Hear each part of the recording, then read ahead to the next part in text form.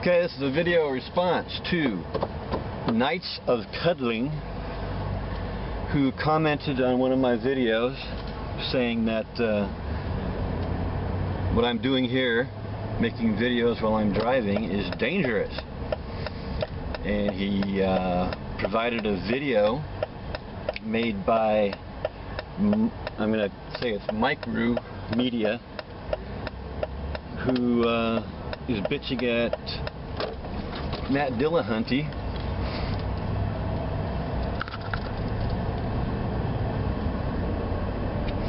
because Matt was making a video while he was driving.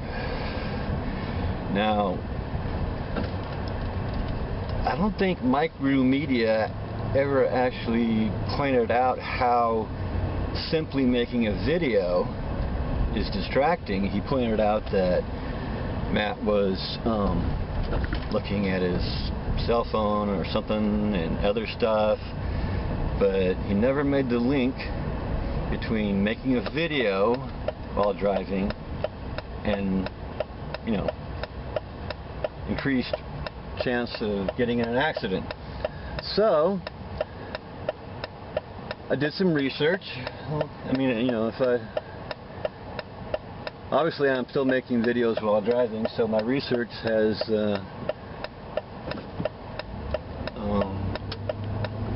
not changed my opinion about making videos while driving, and I'll explain why. Well, first I just did a simple search, making videos while driving, and I got some hits about cell phone usage in driving, texting while driving. One of the hits was for I think it was .au, Australia's site maybe, and .uk. I'm sure the United States must have similar laws, but they're banning touching your mobile phone while driving. Hands-free devices, if I read correctly, are still legal. So, and I'm sure they never cited studies or anything, but anyhow, I stumbled across some Mythbusters videos where they're going to make the claim and conclude, apparently, that using your cell phone is just as bad as driving drunk. Now, I was watching the videos, and they were at a professional road course where they teach defensive driving, and you know, there's certain things you got to do, avoid accident scenarios and what have you. They did it, you know, sober,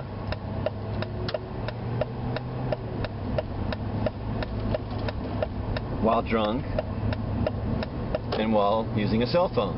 And I noticed that when the clips of them using the cell phone, they had the cell phone in their hand and up to their ear, so they're left with one hand on the wheel, which in and of itself is, I don't think, any big deal. I'm driving with one hand right now. I'm driving the same road I've driven for, how long have I been here? Since, it's over 20 years I've been driving this road. So it's completely familiar to me. I'm driving, I'm paying attention, and I'm talking to myself. That's basically what I'm doing. I'm talking to myself. And there happens to be a camera recording me talking to myself. So anyhow, so that was my complaint with the Mythbusters, but then I found a comment by someone saying it's not the holding of the cell phone, it's not the one hand driving that's the problem, it's the cognitive distraction of using your cell phone. He said Dr. David Strayer of the University of Utah has done studies showing this to be the case. So I looked up Dr. David Strayer, and lo and behold, I found a video of him talking about this very subject, driver distraction and you know, cell phone use. And he said that a person with the .08 intoxication has a 4 times more likely chance of being in an accident,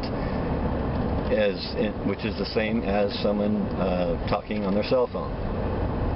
But then he said, talking to a passenger while driving actually reduces the chance of having an accident. So,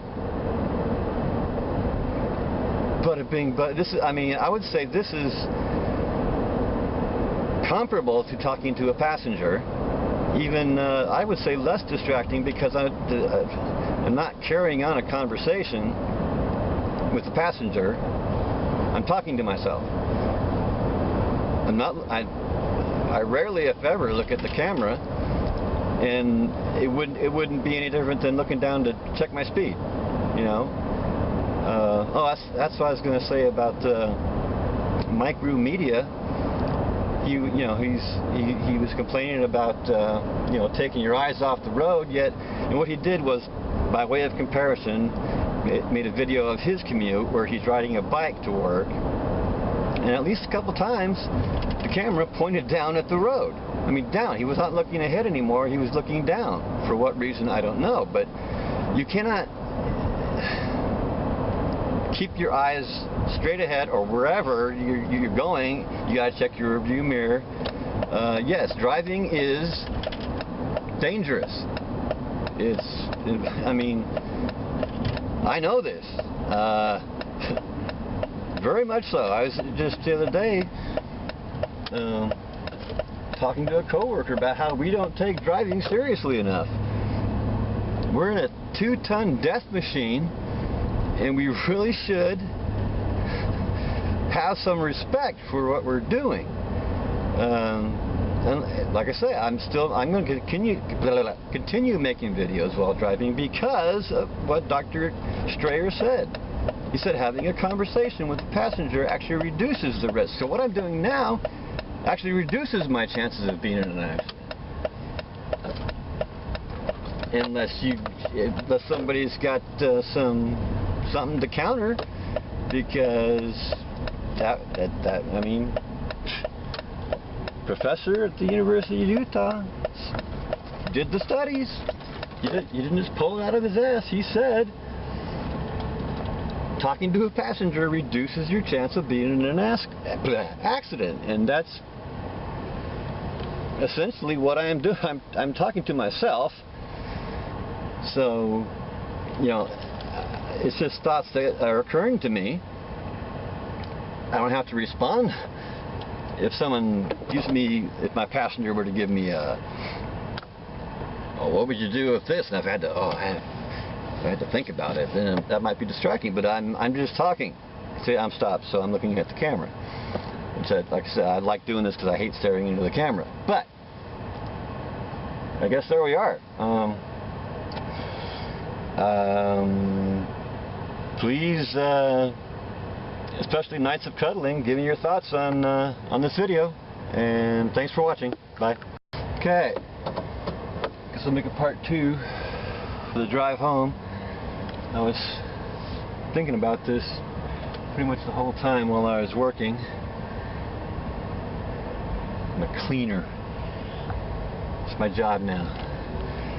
My title is Cleaning Technician 1.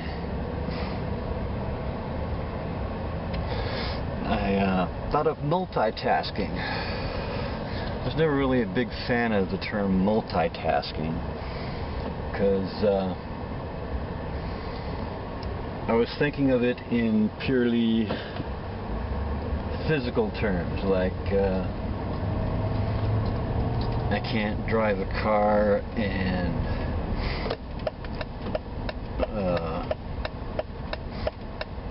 write a book. Well, I could if I had a tape recorder, I guess. But what am I trying to say? Well, like I am an engineer, and like if I'm testing a part, I can't monitor the part and write an analysis at the same time. You have to pick one or the other task. But if the task is just talking, if you're going to include talking as a task, yeah, I suppose you can do pretty much anything and talk. Now, while not quite as severe a non sequitur as this is, I think it still falls into the category of non sequitur. Mike Rue made the assumption that since talking on a cell phone is distracting, that making a video while driving must be distracting. But as I have pointed out, Dr. Strayer, I think it was, stated that talking to a passenger reduces the chance of getting in an accident. So either I'm making a bad correlation here that talking to myself is similar to talking to a passenger, which I don't see why that's unreasonable. I think it would be less distracting, actually, as I said before. So, yeah. Mike Rue Media was, in his video, he was,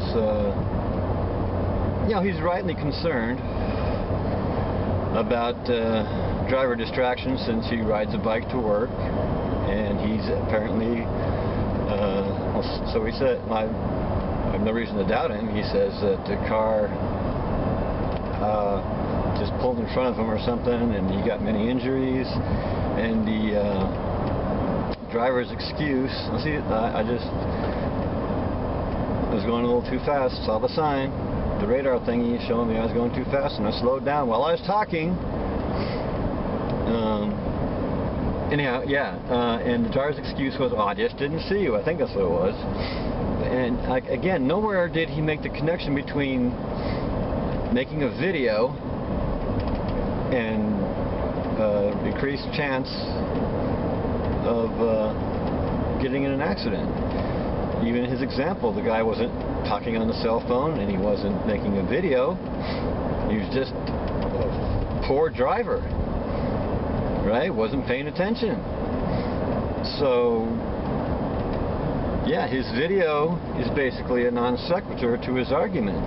Now, if the guy's excuse was, well, I was making a video and I was distracted, you'd have at least one data point.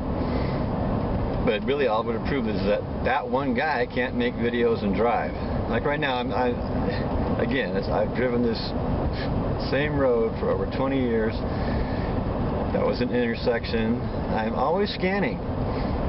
I can talk and I can scan. That's just a fact.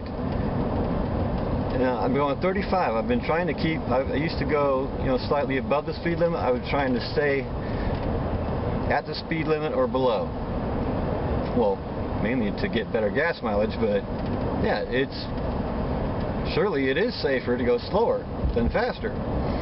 So, see, I just briefly looked at my speedometer. I'm going a little under 35 now.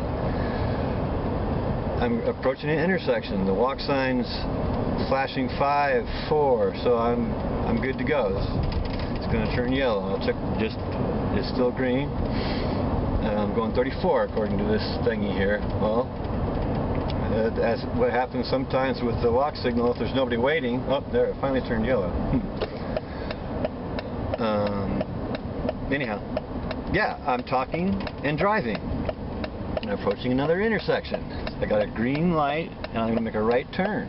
And I'm talking. I'm looking. I'm not looking at the camera. I'm not touching the camera. The camera's just sitting there.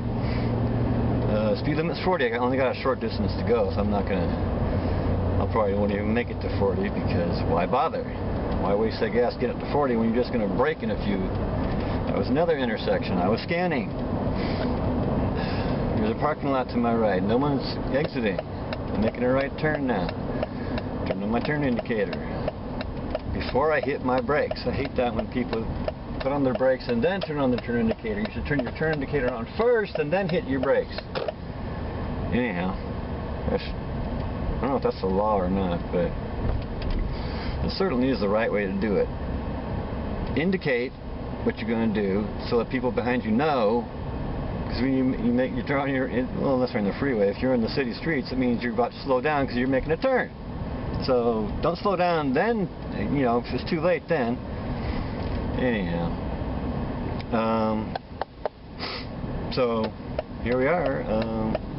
I'm in the residential. I go well under the speed limit in residential areas, just because it's residential. There's cars parked all over the place. You know, it's late, probably no kids, but there could be. There's cats wandering about. Don't want to hit a cat. So, and here we are. Home safe and sound. Once again. Shit, I just thought of more I could add, but we'll see. Thanks.